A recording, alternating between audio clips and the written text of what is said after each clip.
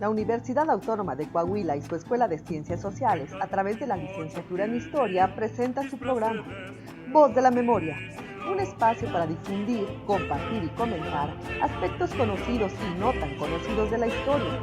Una radio para todos. Voz de la Memoria. Estamos al aire. Hola, buenas tardes. Bienvenidos a Voz de la Memoria, un programa de historia sin cuentos. El día de hoy les saludamos Cristina Araiza y Cecilia Ramírez.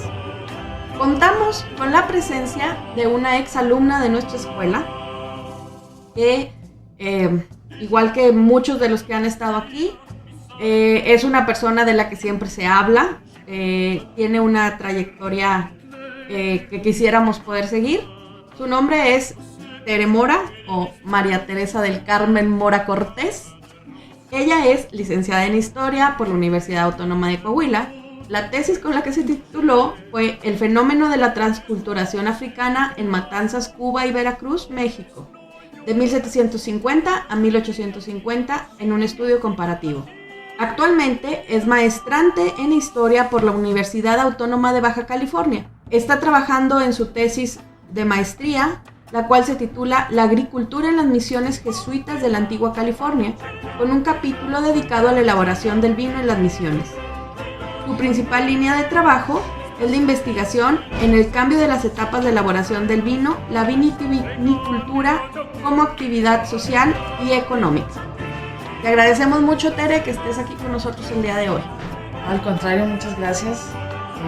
Me siento contenta de estar por acá, compartiendo un poquito de lo que he estado viniendo, lo que he estado haciendo últimamente, y pues contenta de visitar mi escuela, de donde crecí. ¿Qué se siente regresar?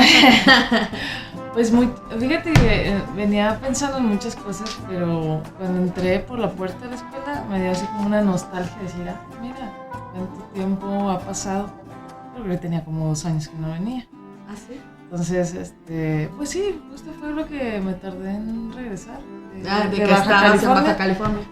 Y bueno, con todo esto de la contingencia, pues no estaba abierto. Hasta ahora dije, pues me doy la vuelta, ¿no? Y pues gracias por este momento. Bueno, qué bueno que nos acompañes y justamente nos vienes a hablar de misioneros y empresarios, el legado de los jesuitas en la vitivinicultura de Coahuila, ¿cierto? Sí. Ok, entonces cuéntanos por qué te interesó el tema, cómo llegaste a él.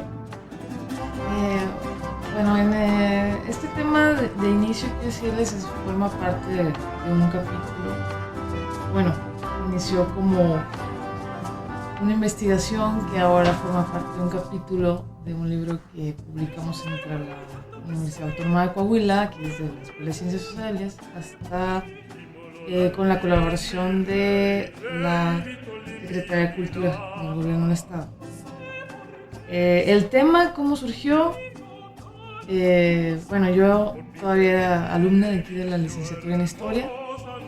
Se planteó un proyecto para indagar sobre el tema de la vitivinicultura en Coahuila como parte de una iniciativa, una inquietud de alumnos, ¿no? Que se lo propusimos a los maestros, el director de aquí de la escuela, y se aceptó ese proyecto y se llevó a cabo una serie de investigaciones, y digamos que hablo de todo esto porque el tema en sí no es que yo llegara hacia él, sino que el mismo tema llegó a ti.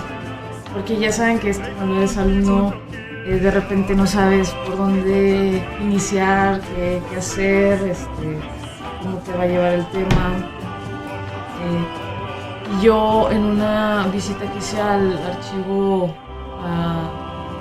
de la AGN, Archivo General de la Nación, me topé con un documento que hablaba sobre, era un archivo muy grueso que estaba en el fondo jesuitas, ¿sí? Es un archivo muy grueso que me topé de muchísimas hojas, muchas fojas, y de repente pues yo tecleé, ¿no? En el buscador de la AGN, a ver, jesuitas, parras, me sale ese archivo y me doy cuenta que y mucha de la información pues no se había, digamos, que trabajado, y había bastante, y decía, híjole, todo esto, a mí me tocó, digamos que por eso hablar de los jesuitas, ¿no? ¿Y qué era este archivo? Pues nada más y nada menos que el inventario de el colegio y de la bodega donde hacían vino. Producían el vino los jesuitas, ¿no? De Parras. De Parras, en Parras. ¿Y Sí. qué había? Híjole, bueno, ¿Había algo que te...? Sí, a mí lo que me empezó ya así como que llamar súper la atención de inicio fue un plano elaborado por los propios jesuitas a mano, como un dibujo, ¿no? Ajá, sí. Un dibujo pintado que todavía se pueden distinguir muy bien los colores. Aparece en el libro, ¿cierto? Aparece en el libro. Sí. Este plano es sobre el pueblo de Parras, ¿sí? El trazo de las principales, digamos, por así decirlo, calles, ¿no? O caminos que se estaban trazando en el pueblo, que hoy, digamos, vendría siendo como el centro, donde está ahí justo el templo de... sí, es San Ignacio de Loyola. Es San Ignacio de Loyola, que es como, digamos, que el primero que lanza todo el tema de los la iniciativa de los jesuitas, ¿no? Entonces, el templo de San Ignacio de Loyola, que está ahorita en Parras, que sigue guardando un archivo muy rico sobre todo el trabajo de los jesuitas. Ahí en Parras, ¿no? También tuvimos que consultar, ¿no? Y bueno, este plano era sobre, y digamos que habla de las principales calles que actualmente siguen existiendo. ¿sí? Ajá. ¿Qué fue lo que me llamó la atención? La forma en cómo se distribuye el agua, ¿no? El agua, yo antes no le tomaba mucha atención, no le prestaba realmente la atención ni le daba la importancia que tiene el agua en los procesos de colonización, en los procesos de poblamiento, ¿no? Entonces, este plano nos habla de justo cómo se va apropiando el espacio, se va distribuyendo y se hace un uso social, ¿no? del tema del agua, que Parras eso es lo que brindó desde un inicio, una zona. O sea, eso es una gran diferencia porque dicen, porque aquí no hay pueblos, porque hay un pueblo aquí y en 200 kilómetros hay otro pueblo, porque no había agua, ¿no? Y por eso se puede sembrar en el semidesierto.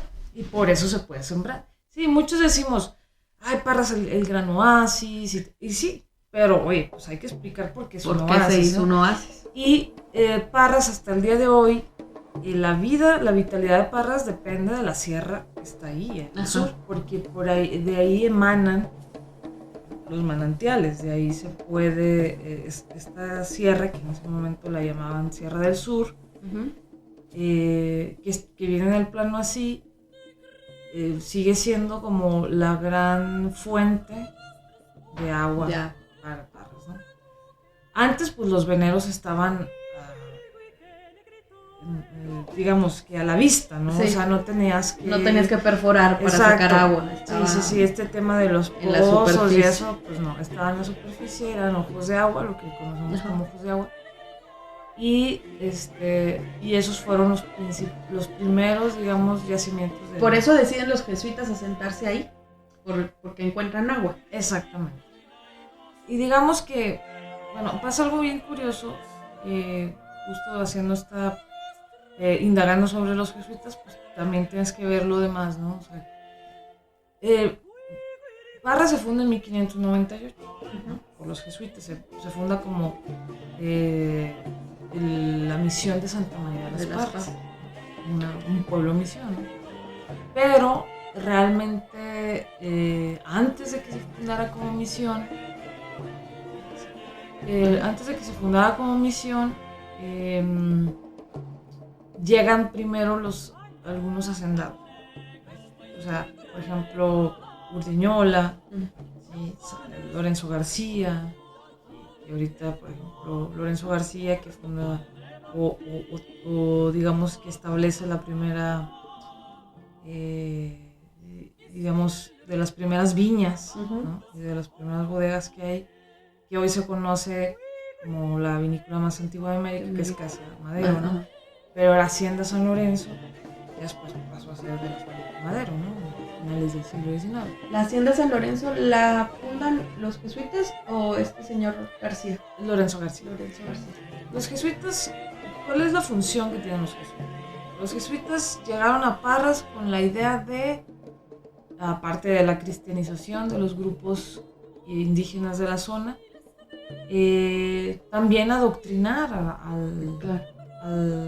los pobladores de Parras, ¿no?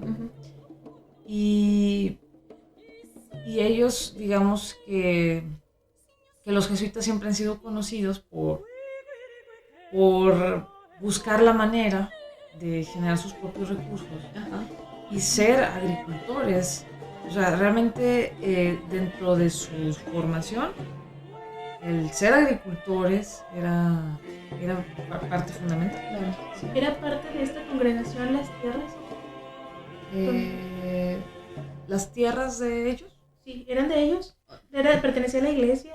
Sí, pertenecía a la digamos que las tierras en sí eran, ellos, los jesuitas compraban tierras, era de la propia compañía de Jesús. De la compañía Era de Jesús. de la compañía de Jesús. Aunque siempre tuvo que ver la diócesis de Durango en este entonces, pues para regular desde los diezmos, el hecho de estar dando siempre como un reporte, ¿no? de sus bienes. Pero realmente yo me encuentro, volviendo a los inventarios, volviendo a todos los registros de los jesuitas, que ellos reportaban absolutamente todo con el padre provincial de la compañía de la Compañía de Jesús, que en este caso estaba en Michoacán, en la Ciudad de México. Hacia allá iban muchas de las cartas, ¿no? Entonces podríamos hablar de que sí, de que ellos eran, digamos, dueños, en este caso, compraban las tierras, generando recursos desde la agricultura, desde la ganadería, desde todo esto, ¿no? Y ellos tienen estos conflictos, ¿no? Con las diócesis, con el propio, con las autoridades virreinales, ¿no? Porque ellos producen tanto y producen tanto dinero que empiezan a caer mal, por decir de alguna manera, Sí. ¿no? Se vuelven autónomos de alguna forma, ¿no? Sí, de hecho, eso es parte de lo que, esta forma de la compañía de tener sus propios, digamos, finanzas, de tener sus propias cuentas e incluso rehusarse muchas veces a no dar el diezmo, ¿verdad? Porque ellos decían, no, nosotros no tenemos por qué dar el diezmo, Si estamos generando. se lo tenemos que dar o de alguna manera si tenemos que dar algo se lo damos directamente al Papa, porque el Papa fue el que nos dio el permiso a nosotros de formar una compañía, ¿no? Porque eso lo vamos a dar a la iglesia directamente aquí, porque sabemos que va mucho para sustentar la colonización de España. Entonces ellos, claro que siempre se vieron en este conflicto y por eso fueron expulsados. Claro. O sea, sabemos de la expulsión en 1767 de ellos, ¿no? Entonces, por eso estamos hablando de este plano que les decía y que de hecho este expediente que yo me encuentro de los inventarios y todo de los jesuitas del Colegio de Parras, justo se hace en 1767. Cuando los fueron expulsan. De hecho, todos los que nos hemos dedicado en algún momento a trabajar el tema de los jesuitas, desde varias vertientes, desde su formación, quizá yo lo trabajo desde la parte económica, viendo cómo uno de los recursos que ellos utilizaron fue producir vino, ¿sí? Plantar viñas, ¿sí? Crear viñas, cuidarlas, cosechar, a producir aguardiente, producir vino y venderlo. O sea, eran unos vendedores más, ¿no? Claro. O sea, no Eran empresarios. Eran empresarios, sí. Y para muchos historiadores que se van por el tema de la historia económica, y me lo han dicho, dicen, no, es que para ese entonces pues está mal utilizado el término empresario, porque en ese momento, pues no. O sea, sí, a lo mejor yo más bien estoy utilizando un concepto muy actual.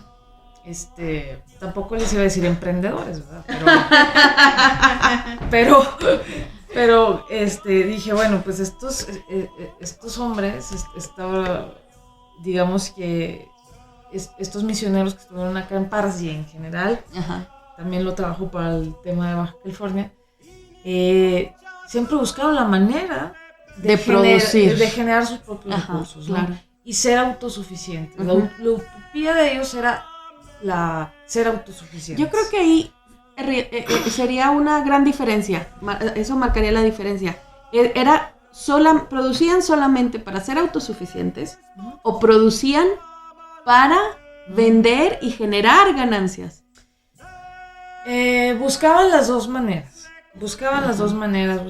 Es que también depende de la zona. Por ejemplo, yo me doy cuenta que pasó algo muy diferente entre la misión de aquí en Parras y las misiones que establecieron en Baja California. Okay. ¿Por qué? Porque aquí en Parras tuvieron la manera de generar recursos a través de la vitivinicultura, produciendo vino.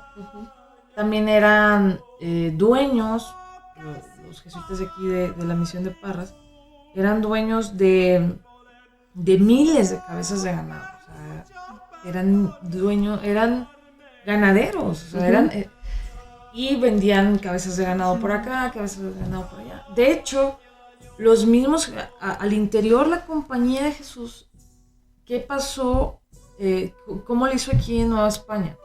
Porque estamos hablando a mediados del siglo XVIII todavía. Compraba haciendas productoras, agrícolas, ganaderas, ¿sí?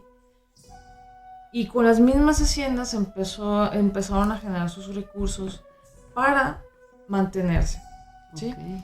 Y ¿qué pasó? Algo bien interesante. Por ejemplo, las misiones de Parras, de Baja California.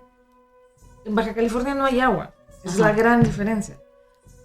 Por más que quisieran ser autosuficientes y autosustentarse, no iban a poder. No podían, porque no podían producir lo necesario para mantener a la población de las misiones. Okay. Entonces ellos quisieron, fundaron el llamado Fondo de Baja California, y con ese fondo empezaron a recibir pues ayudas, apoyos, ¿no?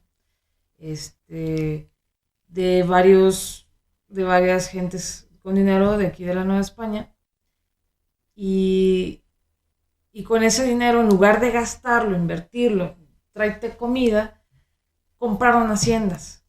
Entonces con esas haciendas empezaron a ser productoras, haciendas ganaderas, haciendas agrícolas. El fondo era para Baja California. Sí. ¿Y con ese dinero que se dona para Baja California, compran haciendas en Baja California? No, compran haciendas en San Luis, en Nuevo León, lo que es ahorita por el Estado de México. Y esas haciendas empiezan a hacerse de mucho ganado, empiezan a producir maíz, o sea, cerealeras. Hacen la producción común que hacía una hacienda. Exactamente. Y con eso que se generaba, con esas ganancias, mandaban el dinero o mandaban productos, iba chocolate, iba ropa, iban un chorro de cosas hacia Baja California. Entonces eran bien listos. En lugar de gastarse dinero, lo invirtieron en bienes. Para producir ellos mismos y mandarlo a donde no podían ellos producir. Para ello. Sí, para ¿Y ellos. cómo reacciona la corona a esto? ¿Alguna serie de normas, estatutos frutos, qué sé yo, cómo reaccionan. Sí. Bueno, obviamente se confisca el fondo piadoso de las Californias y mucho de esto fue por lo cual fueron expulsados. ¿No? Pero ¿a qué vamos? ¿O a qué quiero llegar? Que depende de la zona. En este caso, los jesuitas de Parras reportaban que tenían ganado mayor y menor, tanto desde Viesca, que lo llevan hasta Viesca, tenían algo de ganado y algunas propiedades en lo que ahorita es Nuevo León. Y en Parras tenían diversas viñas de tamaños diferentes, por ejemplo, de extensión diferente. Pero en el capítulo que yo abordo en el libro, Aguas, Tierra y Memoria, hablo de que los jesuitas son el tercer productor más grande de Parras. Y no estamos hablando de poquitos, digamos, litros, ¿no? Si lo queremos ver ahorita, convertir las arrobas, que era la medida en ese momento, a litros, pues la conversión resulta que ellos más o menos producían 30,000 litros al año. Eso como, por ejemplo, ahorita un viñedo comercial mediano, ¿cuánto produce? Más o menos ahorita, por ejemplo, déjame hago la conversión, 30,000 botellas.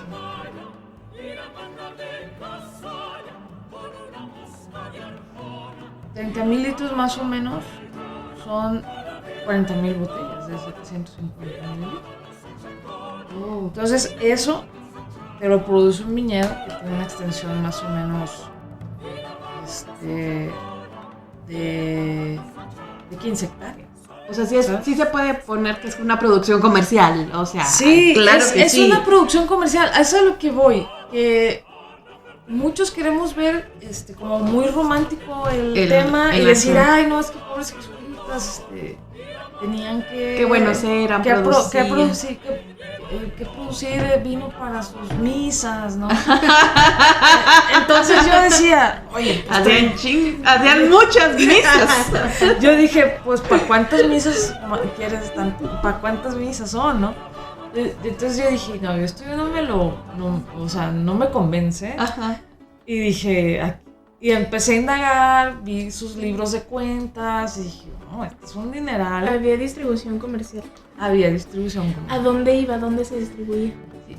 La parte de la comercialización es bien interesante porque ¿qué es lo que genera el mercado? Pues la demanda, claro, ¿no? Debe de haber una demanda. Porque también estaba como, o sea, no cualquiera podía producir vino, ¿no? En algún momento hay esto en la Nueva España de que no cualquiera puede producir o vender vino o algo así, ¿o no? Sí.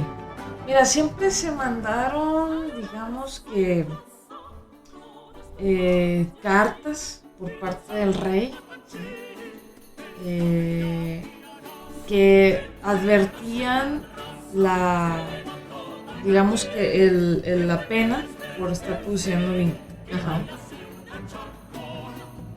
¿Por qué? Porque en la península, en España, digamos que ya había concesiones, por así decirlo, de productores. Entonces, ¿qué hacía la corona? Pues digamos que proteger a los que producían en España. Sí, porque obviamente se empezó a disminuir la producción, etc. O más bien la demanda. Ajá. Pero, ¿qué pasa? Que volvemos otra vez al tema de la ubicación.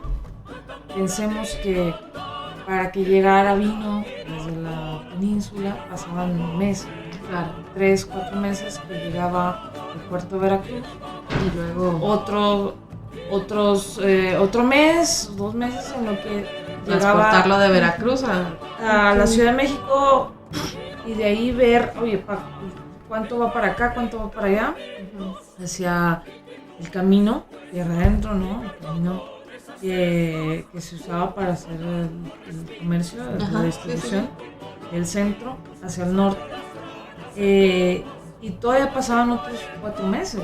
Entonces, si tú te quedas sin vino, ¿qué haces? O sea, no modo decir, a ver, ojalá me llegue, pues, no puedes esperar. Entonces, ¿qué pasa con las poblaciones del norte? Que empiezan a ver la manera de generar, pues, no solamente, estoy hablando del vino, pero pensemos era en, para cualquier pensemos producto. en cualquier alimento, Ajá. ¿no? Productos de primera necesidad, por decirlo Exactamente, de alguna manera. ¿no? Entonces, el producir vino y que ya también volvemos al tema del comercio, ¿hacia dónde? ¿Hacia dónde iba la producción de vino en Parras, ¿no? Porque de repente, pues, todos los pobladores producían, ¿no? Entonces dices, pues, oye, no se te va a echar a perder la uva, el vino, el aguardiente. No, porque sí había un mercado y eran los centros mineros. ¿Sí? Okay. Los centros mineros, tanto de Zacatecas, Durango, Chihuahua, incluso Nuevo León, hubo algo de minas, porque me encontré en los registros que también para allá iba algo de aguardiente. Pues los centros mineros eran el gran consumidor. Ahora, aquí viene otra cosa. Pensamos que era este consumo de vino, que como pensamos ahorita, de ay, vamos a catar vino, vamos a hacer. Claro, se piensa porque era parte de la alimentación del europeo. Pero no es la visión moderna que tenemos ahorita de tomar vino. No hay que proyectarnos en este consumo de vino actual. Claro.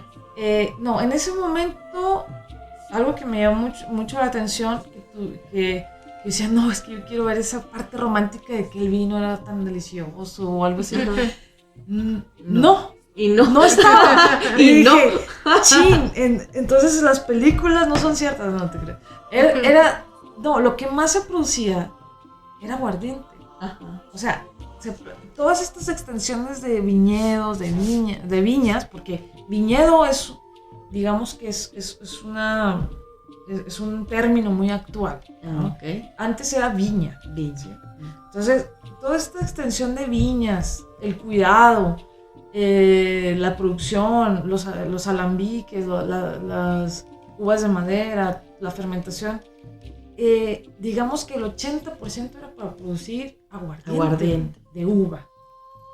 Es que, por ejemplo, ahorita ni siquiera te imaginas que hay aguardiente de uva. O sea, no, te dicen aguardiente y piensas en sotoles, mezcales o cosas así, pero no destilado piensas... de caña, el aguardiente de caña. Ajá, pero en la uva no la traes en la cabeza. Pero no lo piensas en la destilación del vino, en alambiques, por eso todas las bodegas.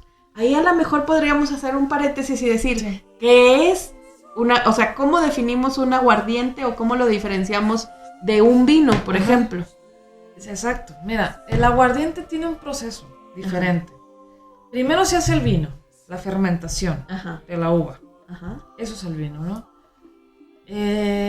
Después se pasa el vino por, digamos, un equipo o un aparato, una máquina, podemos decir, que se llama alambique. ¿Sí? El alambique, ¿qué hace? La destilación, ¿sí? Por medio de calor. ¿Sí? Antes esa bola grande que se ve, ¿no? Exacto, de cobre. De cobre. Donde tenía un hornillo, una hornilla, donde se metía leña, en este caso. Ahorita pues ya son como más de gas y todo. Pero en ese momento era con leña. Se metía la leña por debajo, por la hornilla. Se llegaba a un punto de temperatura donde empezaba a evaporarse, ¿sí? Y llegar por, digamos, va pasando por un gusano, ¿sí? Y termina siendo ese vapor un líquido. Entonces, la gran diferencia de tomarte un vino, que es el que podemos decir, comparar, por ejemplo, ahorita, que tenga, no sé, 13, 15 grados, a tomarte un aguardiente, es que el aguardiente al final son 40 grados de alcohol, ¿no? Wow. Y ya no es el mismo color, ya no es la misma consistencia, es agua ardiente. Pues 40 es grados, una sensación de tomarte algo como no más líquido, por así decirlo, como más aguadito, por eso agua. pero con 40 grados de alcohol, ¿no? Pues, transparente, o sea... Se evapora, es decir, Sí. se evapora. Sí. Entonces el aguardiente era lo que más se consumía en los centros mineros. Okay. Olvídate que el minero que va a estar tomando vino de mesa. no va a estar tomando no. vino de mesa y estar haciendo una cata y decir, ay, delicioso. Deja No. de maridarlo. No, con- quiere algo fuerte porque la verdad sí, una friega, Ajá. porque a lo mejor está dolorido, porque Claro. quiere dormirse, porque quiere descansar, por X cosa. Sí, Porque quiere despejarse, porque quiere ponerse una borrachera, ¿no? Ajá. Las borracheras siempre han existido, no es de actual. No Exacto. es de la pandemia para acá, ¿verdad? O sea, No. eso siempre ha sido, la borrachera siempre ha existido, ¿no? Y de hecho, se quejaban mucho de la población indígena porque aprendieron a tomar aguardiente, aunque ya siempre, o sea, aquí ellos siempre, también tenían sus... aquí siempre, su gusto. aquí nosotros, o sea, bueno, los grupos indígenas siempre, o sea, han tenido, más bien, quiero decir siempre, pero han tenido sus propias bebidas, o sea, Ajá. espíritus. Y bien, aquí tenemos que hacer una pausa y volvemos en un momento a Voz de la Memoria para seguir charlando con Tere Mora de misioneros y empresarios, el legado de los jesuitas en la vitivinicultura de Coahuila. Regresamos a Voz de la Memoria. Hoy estamos con Tere Mora, que nos está hablando acerca de los misioneros y empresarios, el legado de los jesuitas en la vitivinicultura de Coahuila. Tere, antes de irnos al corte, nos estabas hablando acerca de los procesos que se utilizaban a mediados del siglo XVIII para producir, o lo que usaban los jesuitas para producir, nos decías, no vino de mesa en su totalidad, sino más bien aguardiente. Ajá. Y decíamos, ahorita nuestra concepción del vino es diferente, pero también los procesos han cambiado. Claro que ¿Qué sí. nos puedes decir acerca de eso? Creo que este es el tema que actualmente estás estudiando, ¿no? Sí, claro. Pues mira, es que como historiadores tenemos que buscar, digamos que el tema, ¿sí?, que se pudiera estudiar desde el punto de vista histórico. En este caso, los procesos sí se pueden estudiar. Cómo cambia la forma, la manera de hacer vino, ¿no? Si nos situáramos en el siglo XVIII, con las bodegas que estaban en Parras, y en general estudiando un poquito hacia el tema de la Argentina, Mendoza y todo esto, que también son bodegas o zonas que empezaron a tener bodegas desde la colonia, ¿no? Incluso desde el siglo XVI y XVII también. Hay similitudes. Las bodegas, de entrada, se equipaban de forma muy diferente a lo que hoy conocemos, nada que ver desde los materiales, ¿no? Por ejemplo, ¿cómo estaba equipada una bodega en el siglo XVIII en Parras? Tenía de entrada, para hacer la cosecha, se utilizaban canastos, llamados chiquihuites. Nos los hemos encontrado para el caso de Parras. En Baja California me encontré que se usaban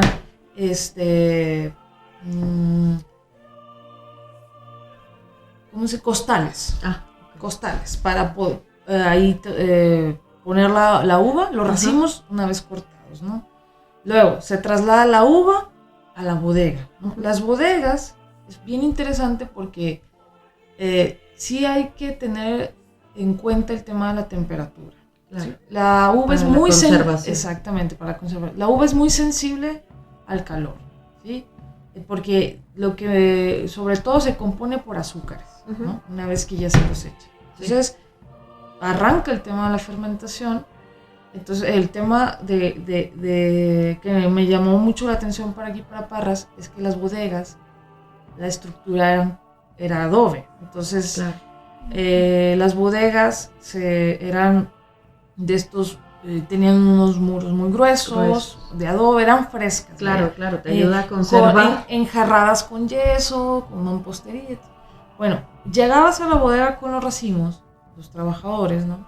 Y ahorita vamos por un tema muy interesante. ¿Quiénes trabajaban en las bodegas, no? Por y en favor. los viñedos, ¿verdad? Sí.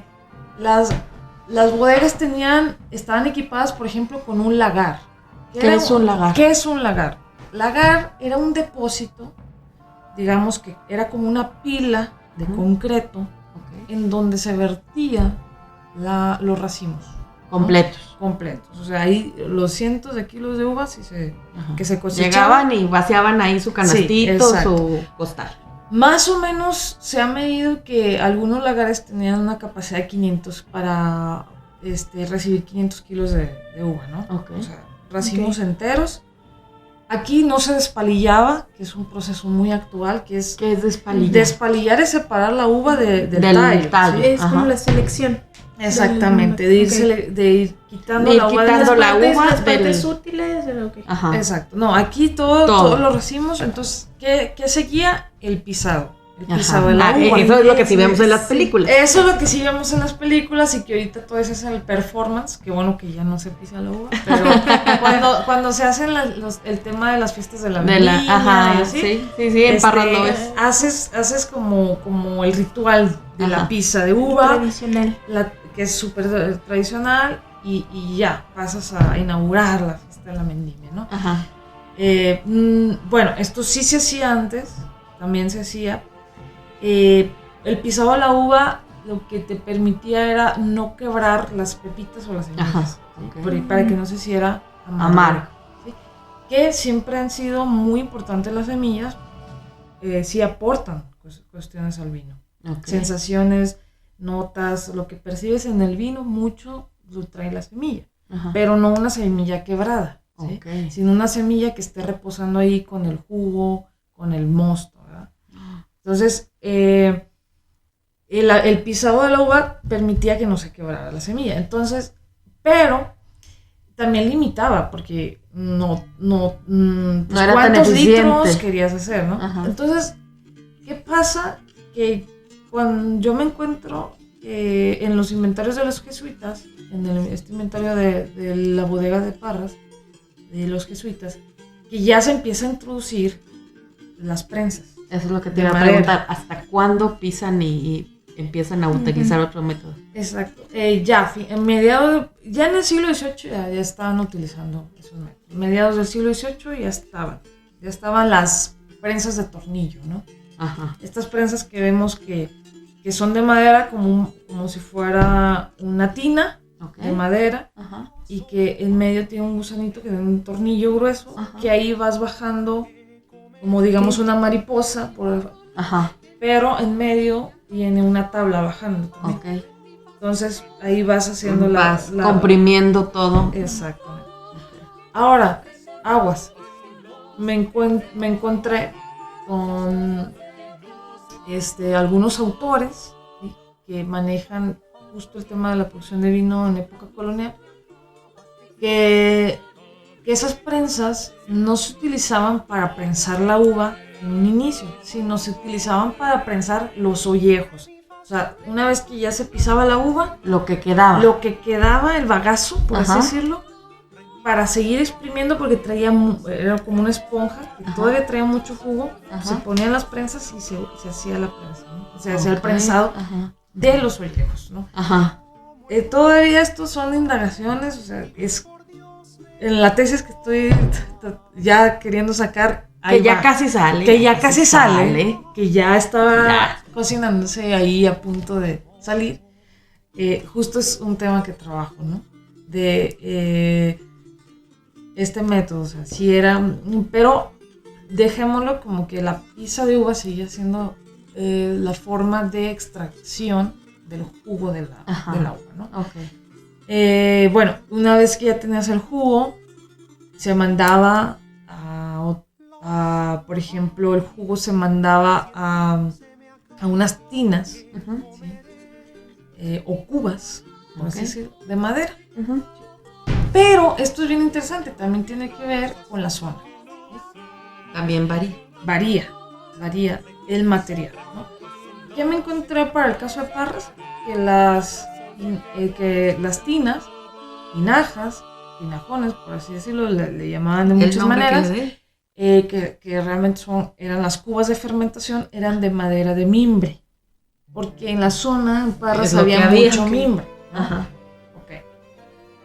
¿Qué me encontré para Baja California? Haciendo como un paréntesis. Allá en Baja California, literal, vegetación no hay mucha. Básicamente todo el territorio es semidesértico, pero algo que es muy característico de Baja California, si podemos hablar de la geología, es que tiene piedras muy grandes, o sea, es gigantes, piedras gigantes. Tú vas caminando pues vas caminando por el terreno, lo que sea, el monte, y de repente te encuentras piedras grandísimas. O sea, de hecho decían los jesuitas, o sea, que cayó un meteorito de piedras, o sea, cayó un diluvio de piedras. Okay. Eso es Baja California, o sea, piedras por todos lados. Entonces, ¿qué hacían? Utilizaban las tinajas de piedra. Hacían tinajas de piedra. Wow. Y esto también hace ahí para el sabor, ¿no? O sea, tiene una función para darle sabor al vino en donde se almacena. Sí. Definitivamente yo creo que muchas veces me he imaginado cómo sabría el vino. El vino, sí, yo también me quedé así como que en piedra. En piedra, sí. En piedra y en tinaja de madera. Porque ahorita se hacen en qué, ¿de qué son estas cubas o...? Mira, la fermentación se hace en tanques de acero inoxidable. La mayoría ya estamos siguiendo como estos, la mayoría de los viñedos, bodegas más bien, estamos siguiendo como estas normas internacionales de la inocuidad para claro, para la salud y cosas así. Pero la crianza sigue siendo en madera. ¿Qué es la crianza? La crianza es cuando mandas el vino a que repose todavía, y si lo quieres que el vino siga evolucionando, lo mandas a barricas puede ser, se utiliza sobre todo el roble, puede ser roble francés, americano, húngaro. El roble es fabuloso porque es una madera que permite entrar algo de oxígeno porque no sale nada. Entonces eso es algo muy interesante porque eso te permite que el vino siga evolucionando y ya después embotellas. Otro proceso es embotellar directamente del tanque en botella. Pero depende de lo que el estilo de vino que quieras hacer. Y entonces, vámonos para atrás otra vez. Sí. Volviendo a los jesuitas en el siglo XVIII, ellos tienen estos tanques que ahorita nosotros, bueno, ustedes los usan de acero inoxidable, ellos los tenían de piedra o de mimbre. Sí, de piedra, depende, la zona. De la zona. El material que tengas a la mano. Sí.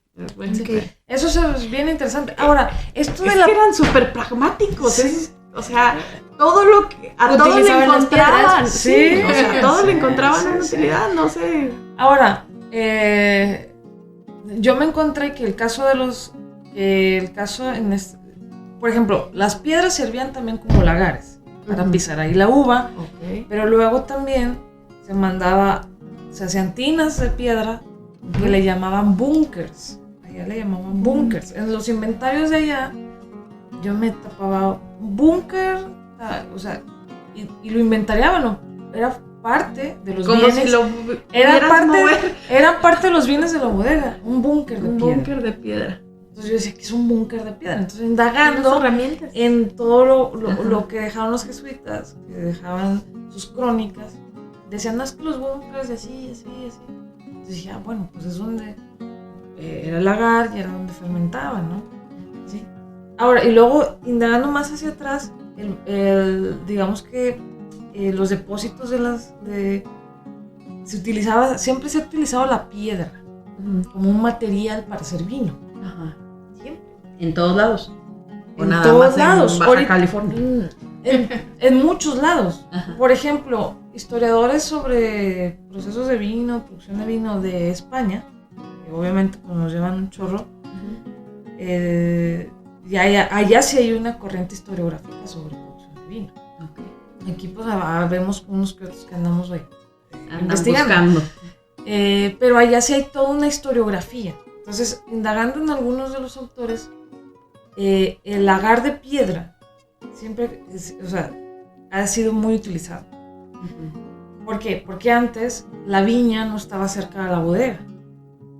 Entonces la viña estaba en el terreno que es que también es otra cosa. Tú no puedes decir aquí voy a poner mi bodega y aquí voy al lado la viña. Eso, el famoso chateau que inventaron los franceses, que es tener la bodega y la viña junto, eso no siempre sucedió. ¿Sí?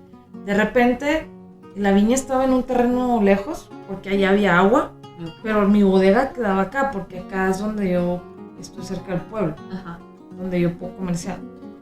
Entonces muchas veces en lugar de traerse la uva hacían todo allá, una parte exacto, veían ahí, escarbaban y decían aquí hay piedra y todo, aquí machacamos la uva. Y se han documentado desde la parte de la arqueología del vino, lagares al lado de viñas en un terreno escarpado y en la montaña. ¿Sí me explico? Sí. No nada más ha sido de que, pues lo ideal ha sido que aquí está mi viña, aquí está mi bodega. Entonces, el tema de la piedra siempre existía. Por eso los jesuitas no lo inventaron. No. Eso, ya traían de antes la idea, pero la aplicaron. Sí. Eso es lo interesante. Y volviendo a Parras, porque siempre ando para allá para acá. ¿Qué más me falta? Sí, ahora sí. Tú dime, Cristi, volvamos. Sí. Ya nos hablaste de este proceso. Pero ¿quiénes lo hacían? ¿Quiénes cosechaban? ¿Quiénes hacían el pisado de la uva? ¿Quiénes trabajaban en las bodegas? Sí, eso es algo bien interesante. Este programa se lo voy a mandar a un profesor que quiero mucho allá de Baja California. Todos mis profesores. Tú mándalo a todos los profesores. Sí, a todos mis profes de mi carrera y de la maestría los quiero mucho. Porque él habla mucho de lo social y yo siempre me voy al tema material, ¿no? Como muy empirista, ¿no? Y sí, se nos olvida la gran parte que es el tema de quién trabaja, ¿no? Los humanos ahí que... Sí, la parte social, de quiénes están generando todo esto. En el tema de, bueno, en el caso más bien de Parras, hay algo interesante. La población indígena que se empieza a cristianizar, se empieza a ocupar para trabajar los terrenos, ¿no? Las tierras, la agricultura.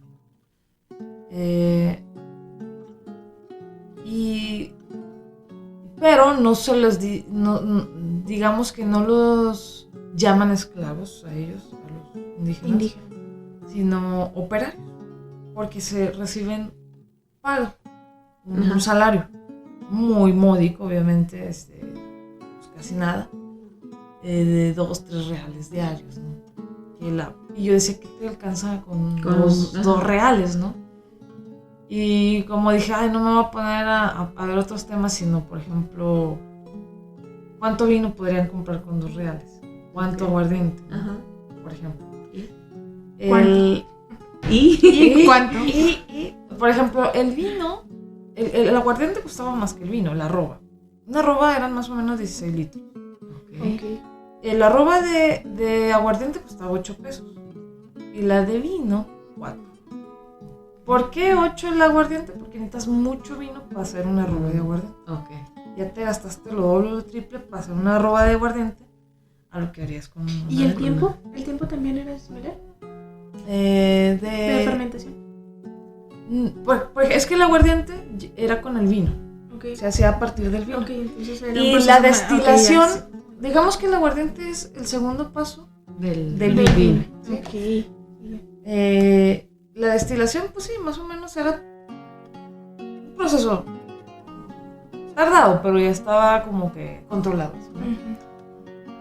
Pero sí costaba más porque necesitabas mucho vino para hacer aguardiente. Por eso yo decía, pues sí. Y aparte la demanda, ¿no? Entonces, pues costaba, imagínense, 8 pesos, una arroba que eran 16 litros. Sí. ¿Y cuántos reales era un peso? Creo que un peso eran 8 reales. Entonces, imagínate. O sea, no te alcanzaba... 3 reales, digamos que es... Digamos que 4 reales pagaban. Medio peso. Ajá. Por jornada. Por jornada. Por jornada. Era como un litro. Era exactamente, más o menos, por ejemplo, si 16 litros te cuestan 4 pesos, 8. en el caso del vino, vamos a... Vamos al vino, por cierto. Okay. No, es que aquí cada quien sus gustos. Claro. Tú pensaste en aguardiente. Estábamos hablando que el aguardiente era lo que se vendía y lo que la gente más tomaba, vamos ¿no? a ver el aguardiente. 8 pesos. 8 pesos, 16 litros de aguardiente. Y tú ganas $1. Ajá. No, medio. Medio peso. Medio peso. Échale. Historiadora. ¿Qué dices? A ver, pues yo son 16 litros a 8 pesos. Ajá. Eso quiere decir que 2 pesos 2 el litro. pesos el litro. Exacto. 2 No. pesos el litro. No, 2 litros. 2 litros por un peso. Sí, 2 litros. 2 litros por un peso. Eso hay que editarlo también. Entonces, te alcanzaba para un litro. 4 reales te alcanzaban para un litro. Para Un litro de aguardiente. Por jornada ganabas 1 litro. 1 litro de aguardiente. Sí. Por jornada era 1 litro de aguardiente. Pero nada más, o sea, era o el litro o... Sí, o O que comer, comías. ¿o qué? Ajá, sí, claro. Pero bueno, o sea, sí te da más o menos una idea de lo que ganaban en un día. No es... Exacto. No era Además, mucho. ellos no eran esclavos. No eran esclavos. Pero sí había tenían esclavos. Sí había esclavos. A ver, mire. Sí, hay que... Aunque... Que ese es un tema que ya hemos tratado aquí, que en el justamente norte, el pasado programa, hablábamos de que en el norte había esclavos y que sí se traían esclavos Y justamente parte de esos archivos trabajados eran de Parras. de Parras. Sí, Sí, es que... Cora nos platicó algo. Sí, tú dirías... O sea, uno se pone a pensar, ¿cómo? ¿Cómo va a haber esclavos negros, no? Ujú. No, pues sí, lo vemos. O sea, el libro de Carlos Manuel, Los esclavos negros en Saltillo. La profesora Lupita también ha trabajado a los negros de aquí de Mazapil, ¿no? Ujú. Cora Pues está tiene su trabajando tesis. actualmente su tesis sobre este tema de la población negra por acá. La maestra Gaby Román creo que también menciona algo sobre los esclavos negros. Creo que Gilberto está trabajando en las Algo. haciendas, Ajá. todo esto, y mete también el tema de la mano de obra negra. Pues de hecho, Gilberto, Cora nos enseñó este día, nos enseñó un listado de precios que encontró Gilberto en una prisión. No, sí, en una prisión de por acá. ¿Cómo Creo se llamaba? que sí. Lo encontró Celso, me parece. Celso, no era Gilberto, sí. Y nos decía Cora, porque nos decía, un esclavo valía 500 pesos. Y le decíamos, ¿y qué significaba ¿Qué valer era? 500 pesos, no? Bueno, una docena de caballos, me parece. Sí, un caballo costaba 8 pesos. Costaba lo mismo un caballo que una roba de vino, de aguardiente. ¿Qué tal? Sí. Y hay que pensar en esto. Por ejemplo, regresando un poquito. Ujú. A ver, o más bien aterrizando el tema de los negros. Ajá. Sí, hay algunas haciendas, algunos productores que tenían esclavos. Ujú. Y principalmente los jesuitas. O sea, los jesuitas sí tenían esclavos. Los jesuitas, uno estudia a los jesuitas y va a ser pro esclavitud. Porque, bueno, no sé si al resto del mundo le pase o nada más a mí, pero a mí me hablas de jesuitas y de misiones y así, y me acuerdo de la película de La Misión, ¿Sí? en donde muy románticamente te dicen que ellos emplean a la gente de, Sí. de la comunidad y ellos producen y Sí, bla, bla, la bla. zona guaraní. Ajá. Pero entonces no se da. O sea, esa idea romántica que dices tú no es totalmente cierta o no es para nada cierta. Es que bueno, para los jesuitas y en general, para el tema de la cristianización de la población indígena, vamos a regresar a los indígenas, el trabajo era parte de la cristianización, Ajá. del adoctrinamiento. Del adoctrinamiento, sí. ¿Sí? El que no hace nada, el que anda ahí de flojo, ese no está dentro Ajá, claro. de los cánones, ¿ya? que se supone que o dentro de las normas del cristianismo, Ajá. ¿verdad? Entonces, por eso el trabajo, pero te voy a pagar, ¿verdad? Poquito. Pero te pago. Poquito, pero no te eres pago. esclavo, porque lo que estamos haciendo aquí no es esclavizarte, estamos cristianizando, ¿verdad? Por así decirlo. Pero ¿quién puede hacer la Te chamba? pagamos con la palabra Pero de pues Dios. yo no puedo hacer la chamba, la tienes que hacer tú. Claro. ¿Verdad? Ok.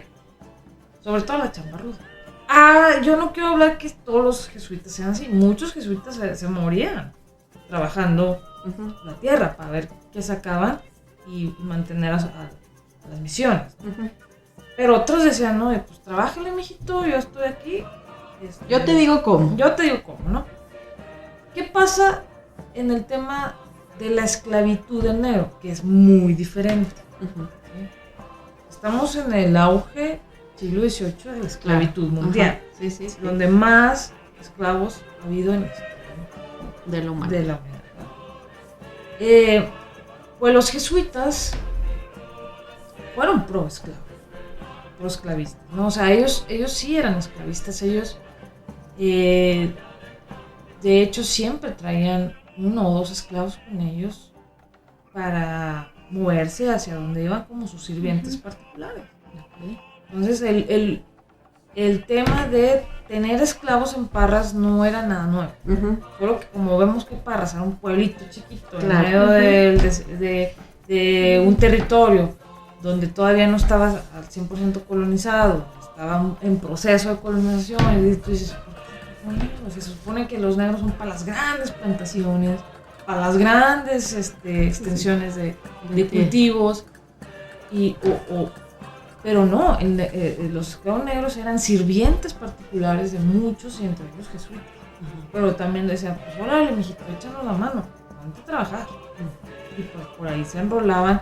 No te voy a decir que yo me encontré 100 esclavos en Parras. Es lo que te iba a preguntar. ¿Cuántos había? Más o menos yo me encontré los registros con unos, no decían cuántos, pero entre que se heredaban o llegaban o se vendían, unos 15, más o menos. No son tantos. No son tantos, Pero existe.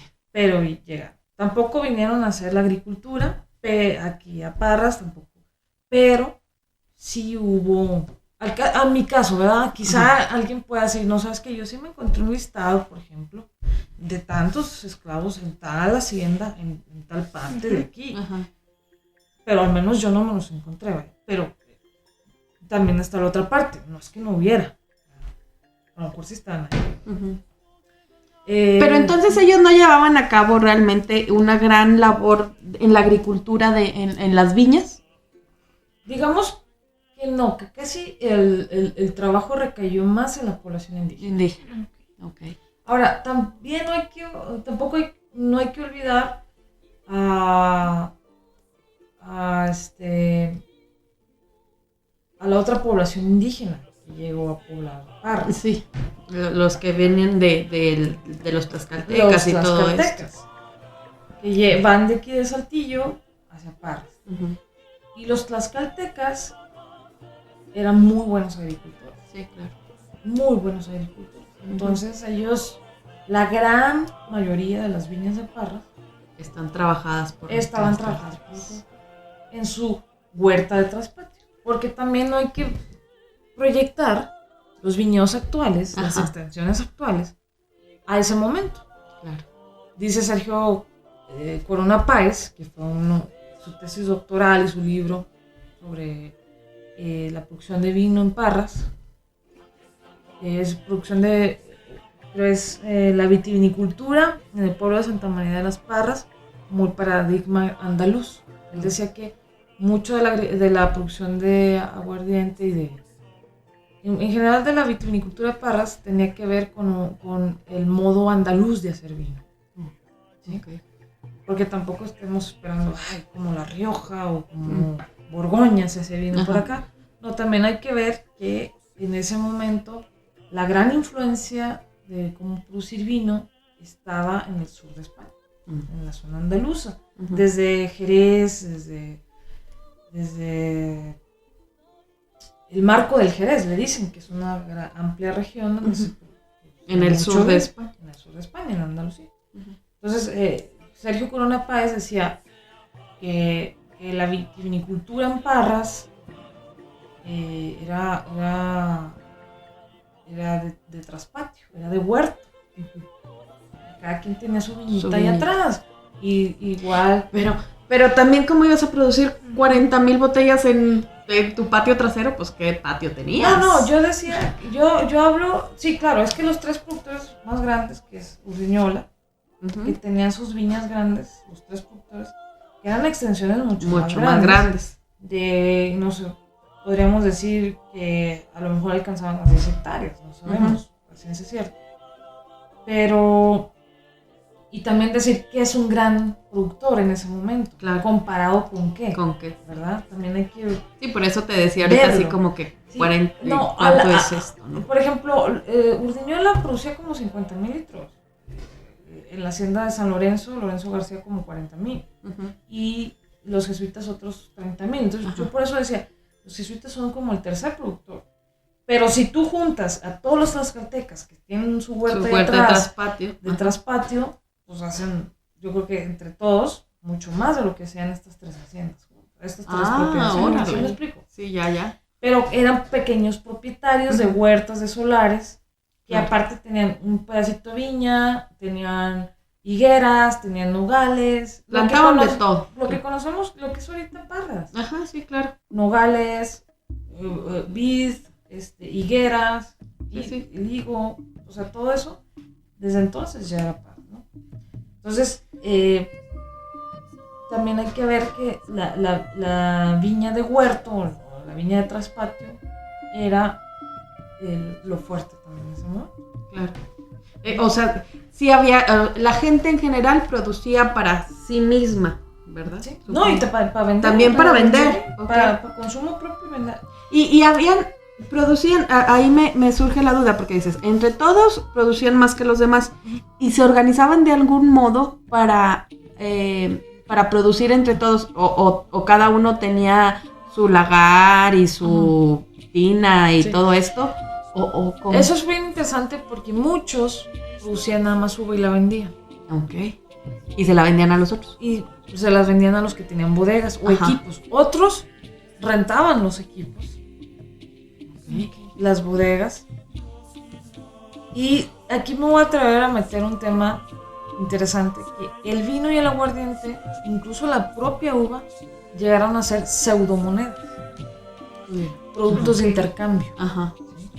Porque en el siglo XVIII hay un déficit monetario, no hay mucha circulación de moneda, sino de productos.